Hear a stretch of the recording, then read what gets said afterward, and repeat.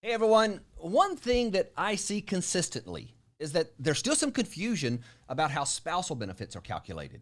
Now, this is something I've covered on this channel more than once, but since then, I've actually learned something new about this calculation, and that, paired up with a lack of understanding that's out there by both individuals who are planning to retire and unfortunately those professionals who are helping them get ready, I think it's time to cover this again. So even if you've watched my prior videos on spousal benefits, stick around for this one. My goal every time I make a video about an area that I've talked about before is to distill it and clarify the information even further. My hope is that this will be the video that makes it so clear that it clicks with everyone and you understand the concepts clearly enough to know what to expect and how to spot mistakes in your benefit payment amounts. Now, before we jump into this too deeply, since we are talking about making things clear, if you haven't already, be sure to get my Social Security cheat sheet. This has the most important numbers and limits that pertain to Social Security benefits, and it condenses it down to just 2 pages. Now, this is used by financial planners and CPAs all over the nation as a desk reference, and if you want your own copy, you can have it for free.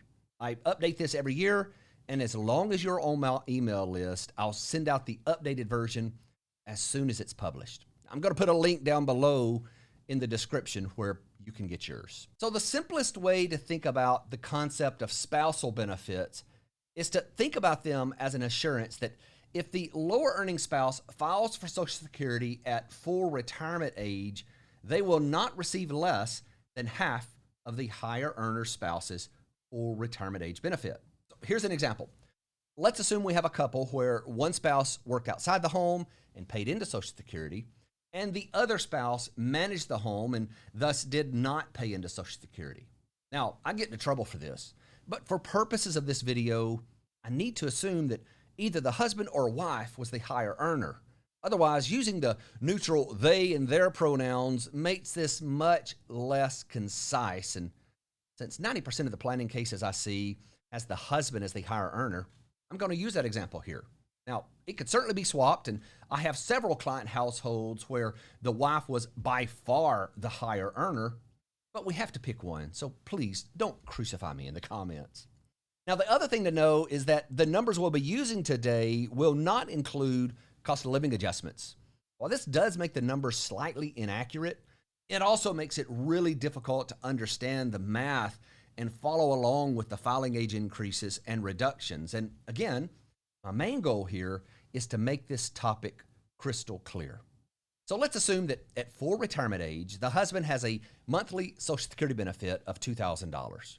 Because the wife did not work in a role that allowed her to earn the required 40 credits, she won't have a benefit of her own.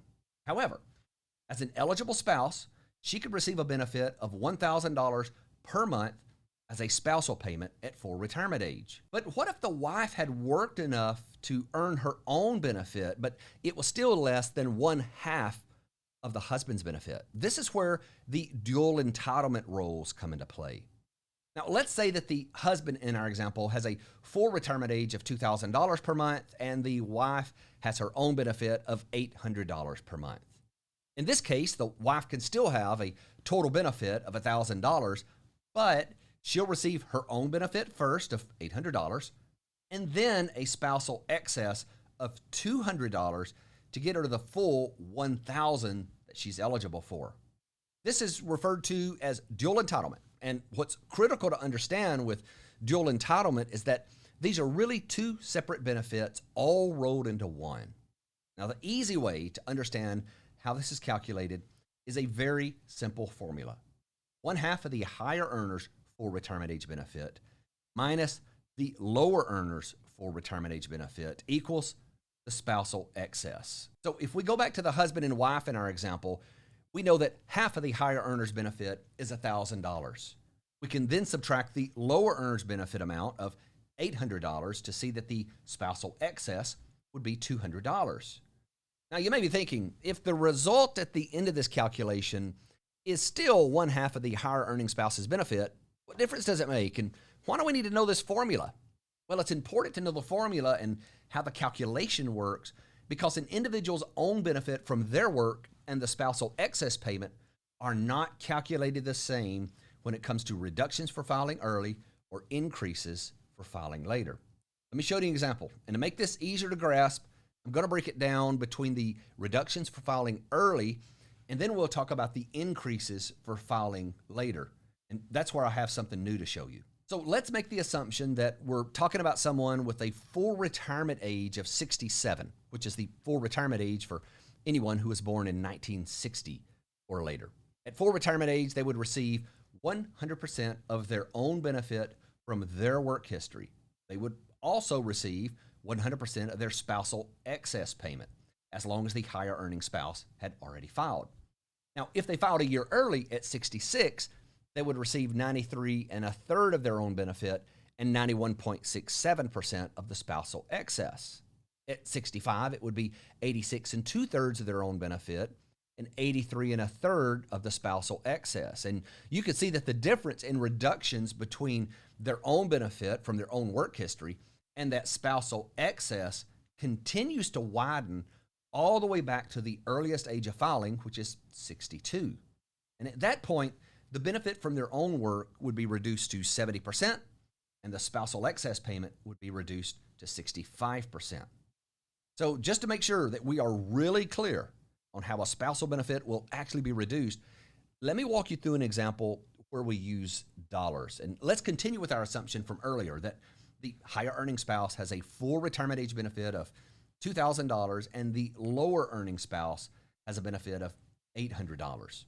From what we've covered so far, we know that the lower earner is entitled to a total benefit of $1,000 at full retirement age because that's one half of the higher earning spouse's full retirement age benefit. However, that benefit would be paid as $800 for the lower earning spouse's benefit, and the other $200 would come as a spousal excess.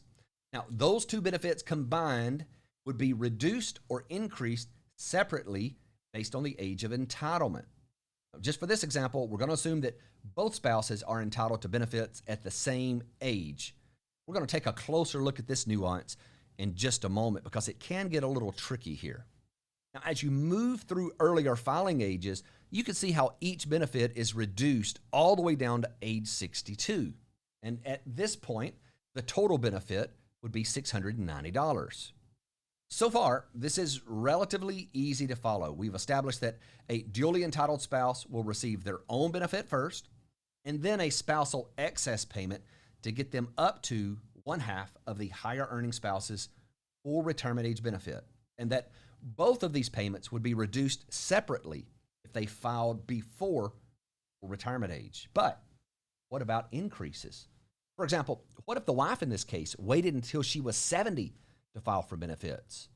Would she receive her increased benefit plus the spousal excess? No, she wouldn't. The rules say that any increases to the worker's own benefit from delayed filing will be deducted from the spousal excess. So in this example, let's assume that the wife delayed her benefit to age 68. That would mean that her $800 would have grown to $864. So instead of receiving the full $200 spousal excess, the $64 would be subtracted, leaving her a spousal excess of $136. And when you add these together, the total benefit payable is still the same as it was at full retirement age, $1,000.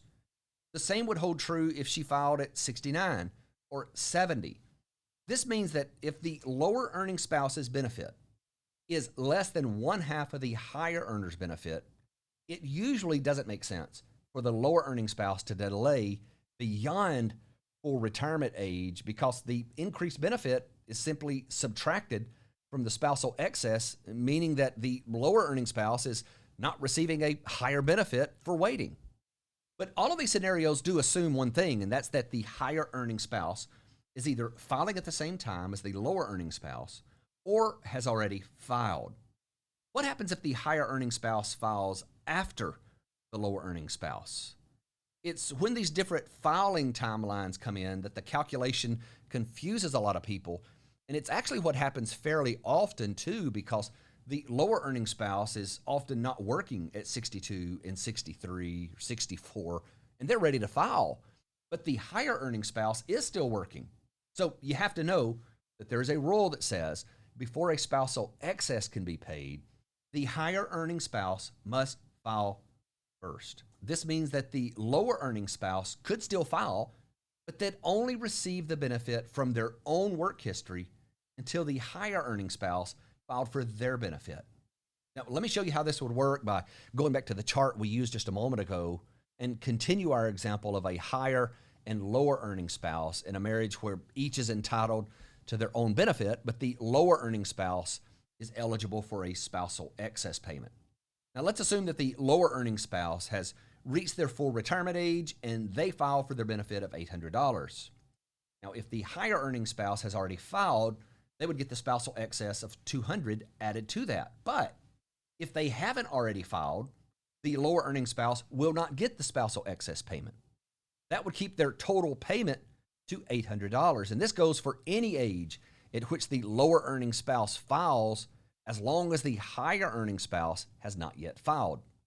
The lower earning spouse can't get the spousal excess payment, so their total payment would only be their own benefit reduced or increased for filing age. Now, let's step this up to a more likely scenario where the lower earning spouse files for benefits and 2 years later, the higher earning spouse files for benefits. When the higher earning spouse files, it entitles the lower earning spouse to the spousal excess payment. But how would this be calculated? Well, it's simply based on the age of entitlement. Assume the lower earning spouse files for her benefit at 62. That spouse would start receiving $560, which is 70% of her full retirement age benefit. Now, since the higher earning spouse has not yet filed, the lower earning spouse would not receive the spousal excess payment. But then we fast forward 2 years and the higher earning spouse files. That's when the lower earning spouse becomes entitled to that spousal excess. And here's the important part. It would be the lower earning spouse's age of entitlement to the spousal excess payment that would determine how that portion would be reduced. And by age of entitlement, I mean the age at which she can receive that. So that would not be based on when the lower earning spouse filed for their own benefit. This means that they would receive the $560 from their own benefit and then $150 from the spousal excess for a total payment of $710. So as you can see, a spousal benefit can go just a little deeper than assuming it's always one half of the higher earner's benefit. So earlier we were talking about the Social Security cheat sheet. The reductions or increases to those benefits, as well as the formula that you can use to calculate the spousal benefit, are included in that cheat sheet. So if you want to get that, again, there's going to be a link down in the description. Thank you so much for watching.